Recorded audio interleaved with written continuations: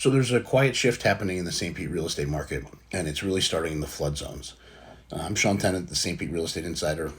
Today we're looking at one of the biggest undercurrents affecting the market right now. It's flood damage inventory, FEMA compliance, and how that's going to reshape places like Shore Acres. So let's start with the big picture. Inventory across St. Pete is still relatively low, but in certain neighborhoods we're seeing new types of listings. It's homes that sat vacant for months while the owners waited for insurance checks, FEMA determinations, or city permits. Now that those timelines are starting to play out, many of the owners are finding the numbers don't add up. The home's either too damaged to repair affordably, or it's considered substantially damaged under FEMA's 50% rule, meaning you can't rebuild without elevating the structure to meet today's codes. So what happens next? Some people are walking away. We're seeing an increase in pre-foreclosures, and we'll absolutely see an increase in foreclosures. Some sell the property as is, and some tear the home down and list the lot only because a full rebuild to code isn't something the average homeowner can take on.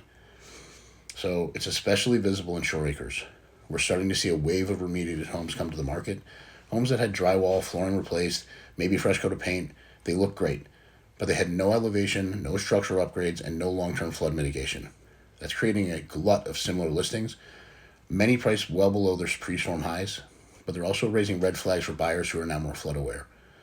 And at the same time, there's another trend taking shape: vacant lots.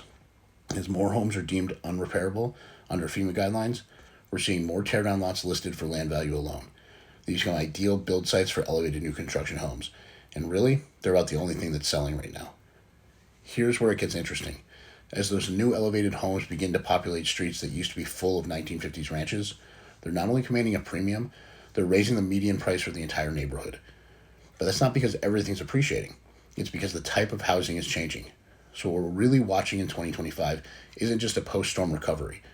It's a slow reset in the physical and financial foundation of several of the most flood-prone neighborhoods. So this is where smart investors are paying close attention. It's not just to the price per square foot, but look at build elevation, lot value, FEMA maps, and what's coming to the market next. Have a good day.